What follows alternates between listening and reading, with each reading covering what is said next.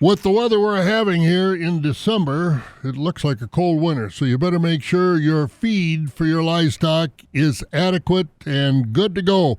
We're going to talk about that this morning on our Allied Cooperative program with Jeremy Luchterhand, who's a lead feed production man with Auburndale's Allied Cooperative. And Jeremy, first of all, take us through the process of over there at the Auburndale Mill and with Allied Cooperative about the process and what you folks are able to do at Allied with that feed, again, to make sure it's got the proper protein and things we're going to need for a cold winter here in Wisconsin.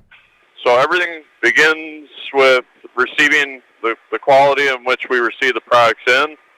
We make sure that what we are receiving in is what we are supposed to get. So if we are supposed to get soybean meal, we make sure that what the trucker is bringing is actually soybean meal, and minerals as well, like our free flow and sodium bicarb.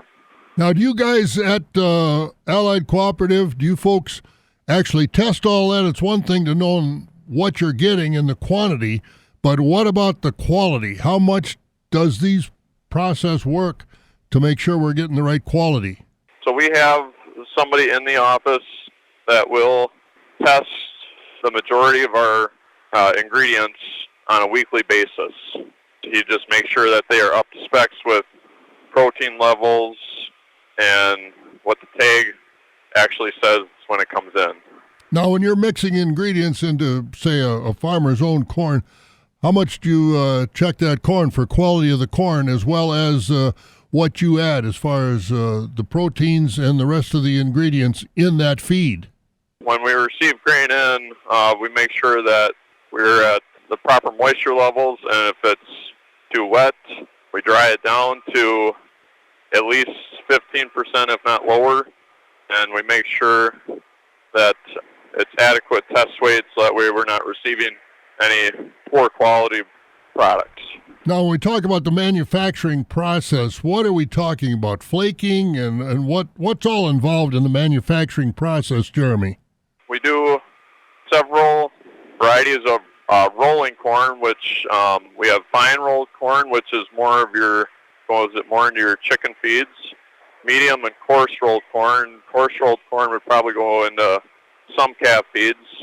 We grind corn to very fine levels to make sure that the customer is getting what they want. Then we flake corn. We have thick flakes that go into calf feeds and beef feeds, and then thin flakes that go into cow feeds. How much of this do you have on hand? Say, farmer, I need some calf feed. I can call you, come and pick it up, or do you process it as the orders come in? The majority of the time we process it as the orders come in. When it comes to like thin flakes and thick flakes, we have anywhere from 20 tons on hand to 60, just to make sure that we're meeting the needs of our customers. Ground corn we keep on hand, probably about 3 to 4 semi-loads on hand, and we're grinding corn throughout the day as well, just to meet up with our customer demands. And with the weather changing, and it's getting cold outside, a little lead time so nobody runs out of feed is a good thing. Absolutely. The more lead time we can have, the better.